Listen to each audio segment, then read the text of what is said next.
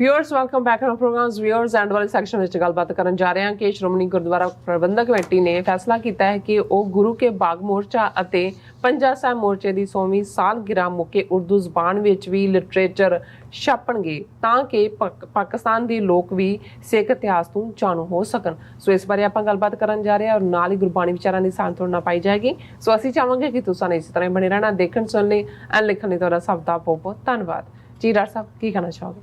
देखो, मैं उस आर्टिकल ਨੂੰ ट्रेस ਤਾਂ ਨਹੀਂ ਕਰ ਸਕਿਆ, ਪਰ ਆਪਣੇ ਸਕੂਲ ਡੇਜ਼ ਦੇ ਵਿੱਚ ਮੈਨੂੰ ਯਾਦ ਹੈ ਸਰ ਕਪੂਰ ਸਿੰਘ ਉਹਨਾਂ ਨੇ ਇੱਕ ਆਰਟੀਕਲ ਲਿਖਿਆ ਸੀ ਲੈਂਗੁਏਜ ਪਾਲਿਸੀ ਦੇ ਉੱਤੇ ਔਰ ਉਹਨਾਂ ਨੇ ਸ਼੍ਰੋਮਣੀ ਕਮੇਟੀ ਨੂੰ ਇਹ ਸਲਾਹ ਦਿੱਤੀ ਸੀ ਕਿ ਤੁਸੀਂ ਜਿੱਥੇ ਪੰਜਾਬੀ ਗੁਰਮੁਖੀ ਜ਼ਬਾਨ ਦੇ ਵਿੱਚ ਗੁਰਮੁਖੀ ਸਕ੍ਰਿਪਟ ਦੇ ਵਿੱਚ ਚਿੱਠੀ ਪੱਤਰ ਲਈ ਵਰਤਦੇ ਹੋ, ਇੰਗਲਿਸ਼ ਜਿਹੜੀ ਹੈ ਉਹ ਸਰਕਾਰੀ ਔਰ ਦੂਸਰਿਆਂ ਦੇ ਲਈ ਵਰਤਦੇ ਹੋ, ਉੱਥੇ ਤੁਸੀਂ ਫਾਰਸੀ ਨੂੰ ਵੀ ਪਰਸ਼ੀਅਨ ਨੂੰ ਵੀ ਐਜ਼ ਏ ਲਿੰਕ ਲੈਂਗੁਏਜ ਰੱਖੋ।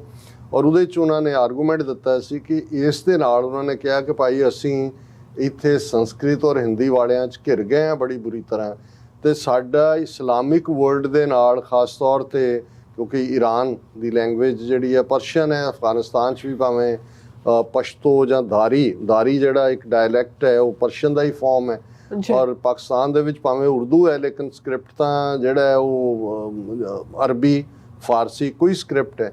ਹੁਣ ਜਦੋਂ ਮੈਂ ਦੇਖਦਾ ਕਿ ਵੀ ਦੇਖੋ ਇਹ ਜਿਹੜੀਆਂ ਵਾਈਜ਼ ਗੱਲਾਂ ਹੁੰਦੀਆਂ ਇਹ ਉਹਨਾਂ ਨੇ 1970s ਦੇ ਵਿੱਚ ਕਿਹਾ। ਉਹਨਾਂ ਨੇ ਕਿਹਾ ਵੀ ਇਹਦੇ ਨਾਲ ਤੁਹਾਡੀਆਂ ਸਾਂਝਾਂ ਵੀ ਬਣਨਗੀਆਂ ਔਰ ਨਾਲ ਦੀ ਨਾਲ ਉਹਨਾਂ ਨੇ ਕਿਹਾ ਕਿ ਦੇਖੋ ਗੁਰੂ ਗੋਬਿੰਦ ਸਿੰਘ ਸਾਹਿਬ ਵੱਡੇ ਸਕਾਲਰ ਪਰਸ਼ੀਅਨ ਦੇ ਹੋਏ ਨੇ ਔਰ ਉਹਦੇ ਨਾਲ ਤੁਹਾਡਾ ਜਿਹੜਾ ਰਾਬਤਾ ਹੈ, ਕਿਉਂਕਿ ਨੈਕਸਟ ਡੋਰ ਨੇਬਰ ਸਾਡਾ ਪਾਕਿਸਤਾਨ ਹੈ, ਫਿਰ ਇੱਧਰ ਨਾਲ ਈਰਾਨ ਹੈ, ਅਫਗਾਨਿਸਤਾਨ ਹੈ, ਸੈਂਟਰਲ ਏਸ਼ੀਆ ਤੱਕ ਜਿਹੜਾ ਸਾਰਾ ਪਾਰਟ ਹੈ, ਵੀ ਸਾਡਾ ਜਿਹੜਾ ਸਿੱਖ ਕੌਮ ਦਾ ਇਹ ਔਰ ਸਿੱਖ ਰਾਜ ਦੇ ਵੇਲੇ ਮਹਾਰਾਜਾ ਰਣਜੀਤ ਸਿੰਘ ਦੇ ਰਾਜ ਵੇਲੇ ਵੀ ਸਰਕਾਰੀ ਜ਼ਬਾਨ ਫਾਰਸੀ ਸੀ।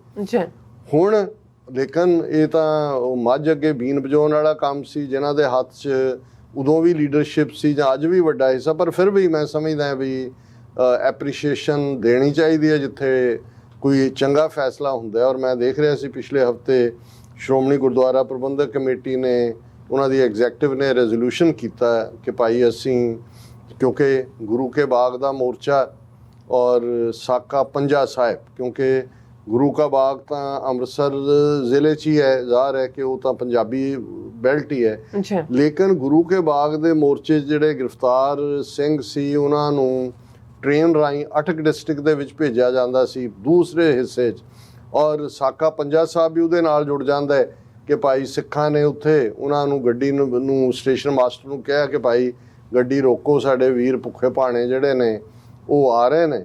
ਪਹਿਲਾਂ ਤਾਂ ਸਟੇਸ਼ਨ ਮਾਸਟਰ ਮੰਨ ਗਿਆ, ਹਾਲਾਂਕਿ ਉੱਥੇ ਕੋਈ ਰੈਗੂਲਰ ਹਾਲਟ ਨਹੀਂ ਸੀ, ਪਰ ਬਾਅਦ 'ਚ ਸਟੇਸ਼ਨ ਮਾਸਟਰ ਨੇ ਕਿਹਾ ਕਿ ਜੀ ਪਿੱਛੋਂ ਹਦਾਇਤਾਂ ਆਈਆਂ ਨੇ ਵੀ ਇਹਨੂੰ ਕਿਤੇ ਨਹੀਂ ਰੋਕਣਾ, ਸਿੱਧੇ ਅਟਕ ਭੇਜਣਾ।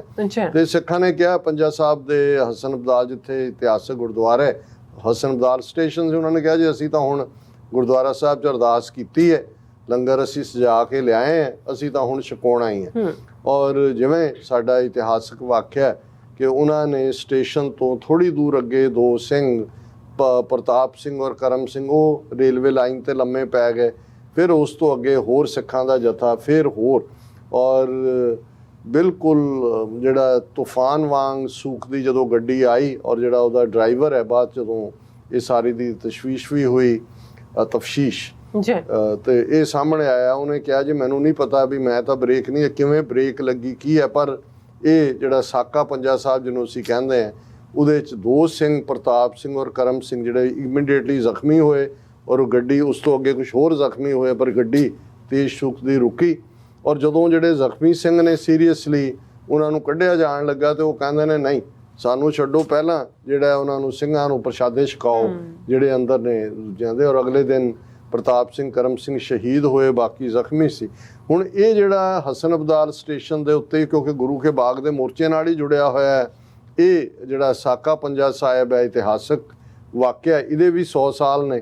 ਔਰ ਪਾਕਿਸਤਾਨ ਦੇ ਵਿੱਚ ਈਵਨ ਪਾਕਿਸਤਾਨ ਸਿੱਖ ਗੁਰਦੁਆਰਾ ਪ੍ਰਬੰਧਕ ਕਮੇਟੀ ਨੇ ਉਸ ਥਾਂ ਦੀ ਨਿਸ਼ਾਨਦੇਹੀ ਵੀ ਕੀਤੀ ਹੈ ਜਿੱਥੇ ਕੋਈ ਟ੍ਰੇਨ ਦੇ ਨੇੜੇ ਔਰ ਉਹ ਇੱਕ ਸਟੇਜ 'ਤੇ ਚੱਲ ਰਿਹਾ ਸੀ ਕਿ ਉੱਥੇ ਕੋਈ ਇਤਿਹਾਸਕ ਯਾਦਗਾਰ ਵੀ ਬਣਾਈ ਜਾਏ।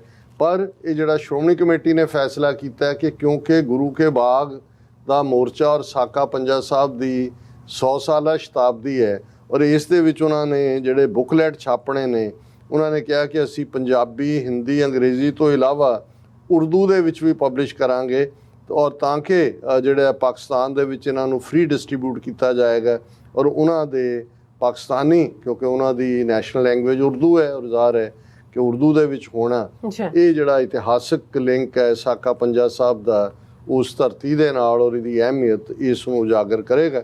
ਸੋ ਅਸੀਂ ਸਮਝਦੇ ਹਾਂ ਵੀ ਇਹ ਠੀਕ ਫੈਸਲਾ ਹੈ।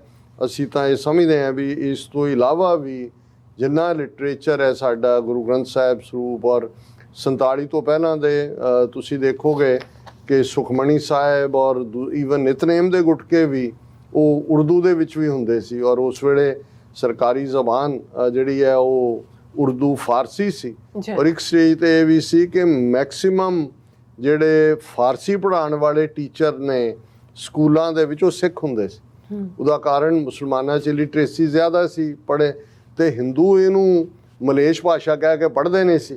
ਸਿੱਖਾਂ ਦੇ ਲਈ ਤਾਂ ਜਦੋਂ ਅਸੀਂ ਫਾਰਸੀ ਦੀ ਜਾਂ ਦੂਸਰੀ ਗੱਲ ਕਰਦੇ ਹਾਂ ਔਰ ਮੈਂ ਜਦੋਂ ਆਪਣੇ ਪਾਕਿਸਤਾਨੀ ਸਕਾਲਰਸ ਨਾਲ ਗੱਲ ਕਰਦੇ ਹਾਂ ਉਹਨਾਂ ਨੂੰ ਦੱਸਦੇ ਹਾਂ ਕਿ ਭਾਈ ਅਸੀਂ ਤਾਂ ਰੋਜ਼ਾਨਾ ਫਾਰਸੀ ਪੜ੍ਹਦੇ ਹਾਂ, ਪ੍ਰੇਅਰ ਸਾਡੀ ਫਾਰਸੀ, ਜਦੋਂ ਅਸੀਂ 10ਵੇਂ ਪਾਤਸ਼ਾਹ ਦਾ ਜਾਪ ਸਾਹਿਬ ਪੜ੍ਹਦੇ ਹਾਂ कि गनीमुल शिकस्त है, गरीबुल परस्त है, बुलंदुल मकान है, ज़मीनुल ज़मान है, तमीज़ुल तमाम है, रुज़ुअल निधान है, हरीफुल अजीम है, रज़ायक यकीन है।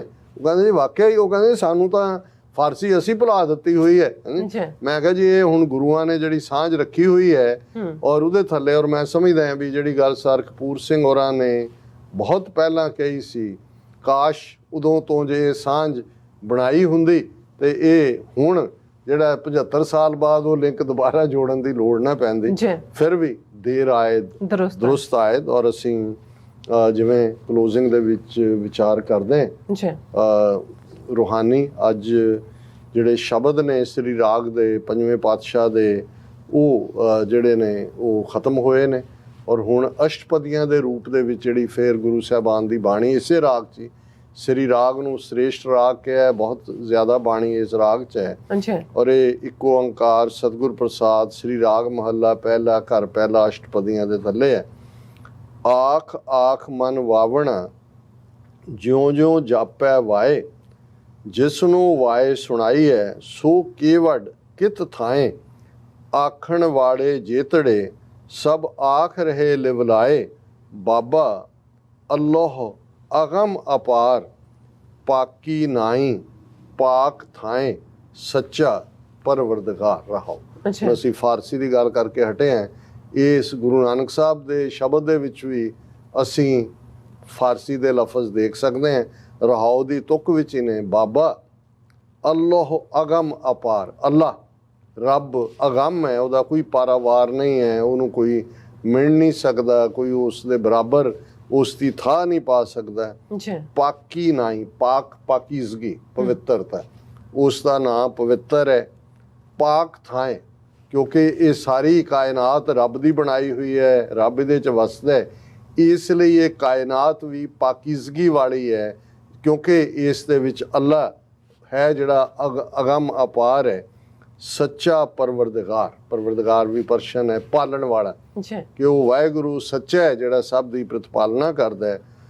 ਹੁਣ ਇਨ ਜਿਹੜਾ ਰੱਬ ਅਗਮ ਹੈ, ਅਪਾਰ ਹੈ, ਉਹਦੀ ਹਰ ਉਹ ਪਾਕੀਜ਼ਗੀ ਵਾਲਾ ਹੈ, ਹਰ ਇੱਕ ਨੂੰ ਪ੍ਰਤਪਾਲਨਾ ਕਰਨ ਵਾਲਾ ਹੈ, ਉਸ ਦੇ ਗੁਣਾਂ ਨੂੰ ਕੀ ਕਿਹਾ ਜਾ ਸਕਦਾ ਹੈ। ਆਖ ਆਖ ਮਨ ਵਾਵਣਾ ਜਿਉਂ ਜਿਉਂ ਜਾਪੈ ਵਾਏ, ਕਿ ਜਿਵੇਂ ਜਿਵੇਂ ਤੁਸੀਂ ਉਹਦੇ ਕਹਿਣ ਦੀ ਕੋਸ਼ਿਸ਼ ਕਰੋਗੇ ਇਹ ਖਪਾਉਣ ਵਾਲੀ ਗੱਲ ਹੀ ਹੋਏਗੀ ਸਿਰ ਨੂੰ ਕਿ ਵੀ ਤੁਸੀਂ ਉਹਦੇ ਗੁਣਾਂ ਦੀ ਗਿਣਤੀ ਕਰਨੀ ਹੈ, ਗੁਣਾਂ ਨੂੰ ਮਾਪਣਾ ਨਹੀਂ।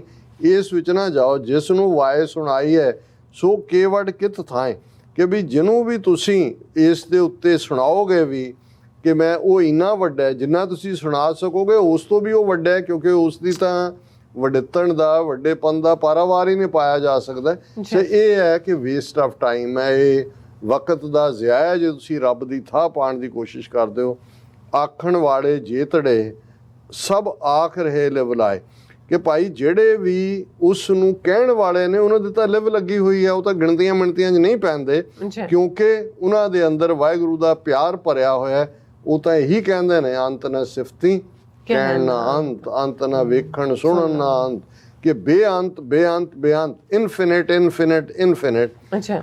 ਤੇਰਾ ਹੁਕਮ ਨਾ ਜਾਪੀ ਕੇਤੜਾ, ਲਿਖ ਨਾ ਜਾਣੈ ਕੋਏ, ਜੇ 100 ਸ਼ਾਇਰ ਮੇਲੀਐ, ਤਿਲ ਨਾ ਪੁਜਾਵੈ ਰੋਏ, ਕੀਮਤ ਕਿਨੈ ਨਾ ਪਾਈਐ, ਸਭ ਸੁਣ ਸੁਣ ਆਖੈ ਸੋਏ। ਕਿ ਤੇਰਾ ਹੁਕਮ ਜਿਹੜਾ ਹੈ ਉਹਨੂੰ ਕੌਣ ਲਿਖ ਸਕਦਾ ਹੈ, ਉਸ ਨੂੰ ਕੌਣ ਜਾਣ ਸਕਦਾ ਹੈ। ਜੇ 100 ਸ਼ਾਇਰ ਮੇਲੀਐ, ਹੁਣ ਸ਼ਾਇਰ ਕਵੀ ਪੋਇਟ, ਗੁਰੂ ਸਾਹਿਬ ਕਹਿੰਦੇ ਨੇ ਜੇ 100 ਕਵੀ ਵੀ ਇਕੱਠੇ ਕਰ ਲਓ, ਜੇ 100 ਸ਼ਾਇਰ ਮੇਲੀਐ, ਤਿਲ ਨਾ ਪੁਜਾਵੈ ਰੋਏ, ਜੇ ਤੇਰੇ ਤੱਕ ਤੇਰੀ ਬਾਰੇ ਕੁਝ ਲਿਖਣਾ ਹੈ ਕਿ ਉਹ 100 ਸ਼ਾਇਰ ਵੀ ਮਿਲ ਕੇ ਨਹੀਂ ਜਾਣ ਸਕਦੇ ਵੀ ਤੇਰੇ ਗੁਣਾਂ ਦਾ ਕਿਵੇਂ ਗਾਇਨ ਕੀਤਾ ਜਾਏ, ਕੀ ਲਿਖਿਆ ਜਾਏ। ਕਿਉਂਕਿ ਤੇਰਾ ਹੁਕਮ ਨਾ ਜਾਪੀ ਕੇਤੜਾ, ਤੇਰਾ ਹੁਕਮ 4 ਚਫੇਰੇ ਹੈ, ਉਹਨੂੰ ਕੋਈ ਬਿਆਨ ਨਹੀਂ ਕਰ ਸਕਦਾ। ਕੀਮਤ ਕਿਨੇ ਨਾ ਪਾਈ ਹੈ, ਕੋਈ ਵੀ ਤੇਰੀ ਕੀਮਤ ਨਹੀਂ ਪਾ ਸਕਦਾ। ਸਭ ਸੁਣ ਸੁਣ ਆਖਿਆ ਸੋਏ, ਜਿਹੜਾ ਕੀਮਤ ਪਾਉਣ ਦੀ ਵੀ ਕੋਸ਼ਿਸ਼ ਕਰਦਾ ਹੈ, ਗੁਣ ਗਾਣ ਦੀ ਵੀ, ਉਹ ਉਹੀ ਨੇ ਕਿ ਉਹਨੇ ਕਿਸੇ ਤੋਂ ਸੁਣਿਆ ਹੋਇਆ ਅੱਗੋਂ। ਪਰ ਜਦੋਂ ਤੱਕ ਤੁਸੀਂ ਆਪ ਉਸ ਰੱਬ ਦੇ ਨਾਲ ਜੁੜ ਨਹੀਂ ਜਾਂਦੇ, ਉਸ ਦੀ ਕੁਰਬਤ 'ਚ ਨਹੀਂ ਆਉਂਦੇ, ਉਦੋਂ ਤੱਕ ਤੁਸੀਂ ਉਸ ਸੱਚ ਨੂੰ, ਉਸ ਮਿਠਾਸ ਨੂੰ, ਉਸ ਰੱਬ ਦੀ ਵਡਿਆਈ ਨੂੰ ਜਾਣ ਹੀ ਨਹੀਂ ਸਕਦੇ। ਤੇ ਜਦੋਂ ਤੁਸੀਂ ਉਹਦਾ ਹਿੱਸਾ ਬਣ ਜਾਂਦੇ ਹੋ, ਫਿਰ ਤਾਂ ਤੁਸੀਂ ਮਾਣ ਕਰ ਸਕਦੇ ਹੋ ਕਿ ਮੇਰਾ ਬਾਪ, ਮੇਰਾ ਪਿਤਾ ਪ੍ਰਤਪਾਲਕ ਪਰਵਰਦਗਾਰ ਹੈ। ਤੁਸੀਂ ਉਸ ਦੇ ਉਹ ਗੁਣ ਗਾ ਸਕਦੇ ਹੋ, ਉਸ ਤੋਂ ਬਿਨਾਂ ਤੁਸੀਂ ਹੋਰ ਕੁਝ ਨਹੀਂ।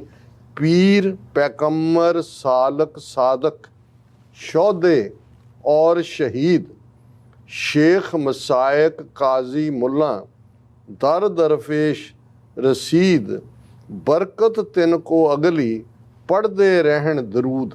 ਹੁਣ ਇਹ ਵੀ ਸਾਰਾ ਇਸਲਾਮਿਕ ਸਿੰਬੋਲਿਜ਼ਮ ਹੈ, ਜਿਹੜੇ ਲਫ਼ਜ਼ ਸਾਰੇ ਇਸਲਾਮਿਕ ਲਿਟਰੇਚਰ 'ਚ ਇਸਤੇਮਾਲ ਹੁੰਦੇ ਨੇ। ਪੀਰ, ਪੈਗੰਬਰ, ਸਾਲਕ ਜਿਹੜੇ ਰਾਹ ਦਿਖਾਉਣ ਵਾਲੇ ਨੇ, ਸਾਦਕ ਹੁਣ ਜਿਵੇਂ ਜਦੋਂ ਨਬੀ ਮੁਹੰਮਦ ਸਾਹਿਬ ਲਈ ਹੁੰਦਾ ਹੈ ਕਿ ਉਹਨਾਂ ਨੂੰ ਜਿਹੜਾ ਸਾਦਕ ਔਰ ਜਿਹੜਾ ਕਿ ਉਹ ਹਾਲਾਂ ਪਾਕਿਸਤਾਨ ਦੇ ਕਨਸਟੀਟਿਊਸ਼ਨ ਨੇ ਸਿਆਸਤਦਾਨਾਂ ਲਈ ਵੀ ਜਿਹੜਾ ਉਸ ਦੇ ਲਈ ਲਫ਼ਜ਼ ਇਹਨੂੰ ਲਿਆਂਦਾ, ਜਿਹਨੂੰ ਕਈ ਕ੍ਰਿਟਿਸਾਈਜ਼ ਕਰਦੇ ਨੇ ਕਿ ਭਾਈ ਜਿਹੜੇ ਸਾਦਕ ਹੈ ਉਹ ਤਾਂ ਸਿਰਫ ਰੱਬ ਹੀ ਹੁੰਦਾ ਜਾਂ ਰੱਬ ਦਾ ਵਲੀ ਪੈਗੰਬਰ ਹੁੰਦਾ ਹੈ। ਸੋ ਗੁਰੂ ਸਾਹਿਬ ਨੇ ਫਰਮਾਇਆ ਕਿ ਪੀਰ ਪੈਗੰਬਰ ਸਾਲਕ ਰਾਹ ਦੱਸਣ ਵਾਲੇ, ਸਾਦਕ ਜਿਹੜੇ ਸਿਦਕ ਰੱਖਣ ਵਾਲੇ ਨੇ, ਸ਼ੋਧੇ ਹੁੰਦੇ ਨੇ ਜਿਹੜੇ ਮਸਤ ਫਕੀਰ ਰੱਬ ਨਾਲ ਜੁੜੇ ਹੋਏ, ਸ਼ਹੀਦ ਜ਼ਾਹਰ ਹੈ ਜਿਹੜੇ ਕੁਰਬਾਨ ਕਰਕੇ ਹੋ ਕੇ ਰੱਬ ਦੇ ਦਰਗਾਹ 'ਚ ਥਾਂ ਪਾਉਂਦੇ ਨੇ।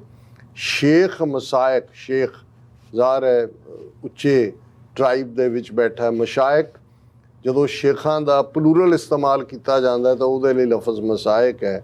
ਕਾਜ਼ੀ ਇਸਲਾਮਿਕ ਜੂਰਿਸਪ੍ਰੂਡੈਂਸ ਨੂੰ ਇੰਟਰਪ੍ਰੀਟ, ਮੁੱਲਾ ਨਮਾਜ਼ ਪੜ੍ਹਵਾਉਣ, ਦਰ ਦਰਵੇਸ਼ ਰਸੀਦ ਕੇ, ਇਹ ਸਾਰੇ ਹੀ ਪੀਰ ਹੋਣ, ਪੈਗੰਬਰ ਹੋਣ, ਸਾਲਕ ਹੋਣ, ਸਾਦਕ ਹੋਣ, ਸ਼ੋਧੇ ਹੋਣ, ਸ਼ਹੀਦ ਹੋਣ, ਸ਼ੇਖ ਹੋਣ, ਕਾਜ਼ੀ, ਮੁੱਲਾ, ਇਹ ਸਭ ਰੱਬ ਦੀ ਦਰਗਾਹ ਦੇ ਵਿੱਚ ਜਿਹੜੇ ਨੇ ਉਸ ਦੇ ਦਰ ਦੇ ਉੱਤੇ ਖਲੋਤੇ ਹੋਏ ਨੇ।